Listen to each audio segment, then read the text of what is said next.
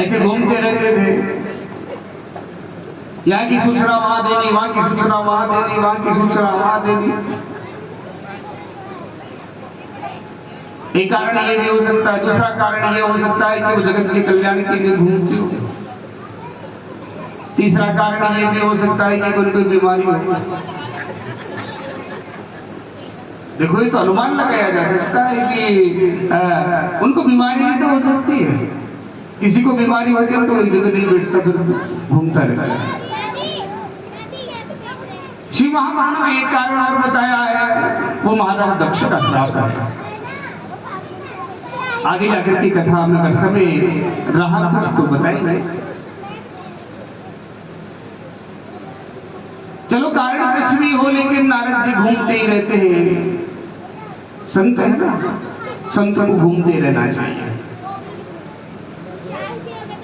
ब्रह्मन से पूज्यते राजा, ब्रह्मन से पूज्यते योगी, ब्रह्मन से पूज्यते द्रवा, भ्रमन्ति नारी विनश्यति। भ्रमण करने से राजा पूजित होता है, भ्रमण करने से ब्राह्मण की पूजा होती है, भ्रमण करने से संत की पूजा होती है, योगी की पूजा होती है, सन्यासी का सम्मान होता है। भ्रमण करना चाहिए, लेकिन भ्रमण करने से नारी का विनाश हो जाता है, ऐसा शास्त्र कहता है। नारी को अधिक भ्रमण नहीं करना चाहिए। उदाहरण भी मिलेंगे आपको। भगवान का विवाह हुआ महादेव का, सती घूमने गई और गलती से अरण्यक वन में चली गई। भगवान राम का विवाह हुआ, सीता गई।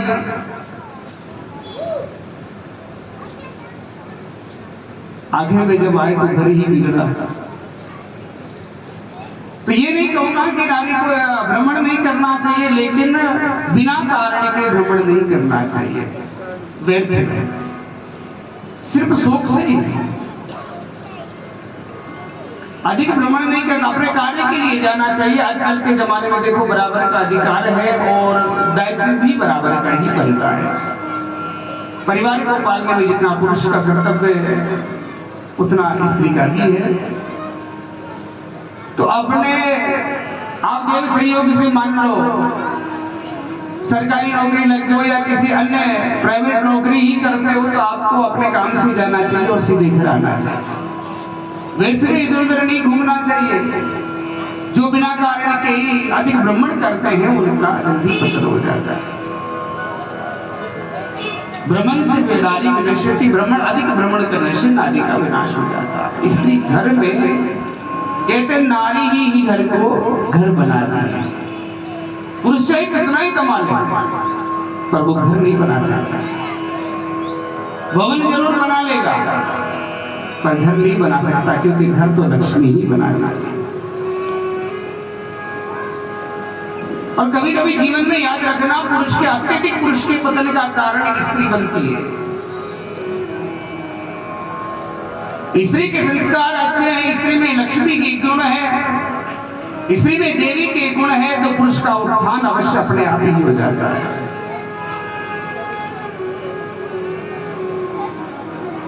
चलो बात छोड़िए, नारद जी तो संत है ना, संत को तो भ्रमण करते रहना चाहिए। संत और नदी अगर एक जगह रुक गए तो फिर कलंक लग जाता है। नदी एक जगह रुक गई तो दूषित हो जाती है, और संत भी एक जगह रुक गया तो फिर कलंक लग जाता है। चलते रहना चाहिए। 7 दिन यहाँ बिताए, 7 दिन कहीं और बिताओ, फिर 7 दिन कहीं और बिताओ, ऐसे चलते रहना चाहिए। कई लोग विचार करते हैं ना, एक जगह कथा होती है, दूसरी जगह कथा होती है, तो जहाँ कथा करके आ चुके वहां के कुछ लोग हैं जो कभी कभी, देखो सभी तो नहीं करते, कभी विचार करते हैं कि महाराज जी गए और महाराज जी उसके बाद में आए नहीं, कि याद नहीं किया।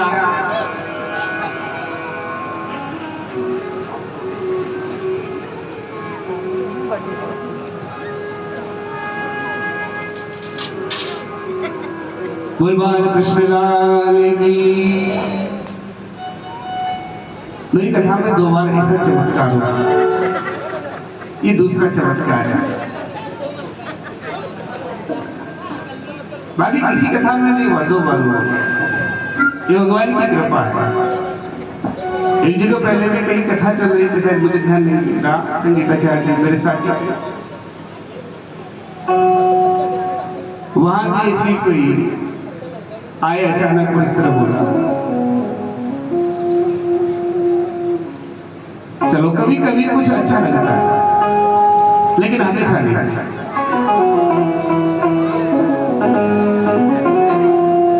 संत को चलते रहना चाहिए, नदी को बहते रहना चाहिए।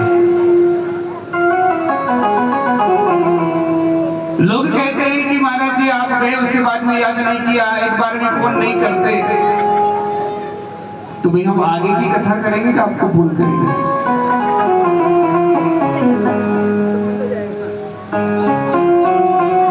यहाँ रहे 7 दिन, यहाँ सत्संग हुआ, आनंद लिया, आपने आनंद लिया, हमने आनंद लिया,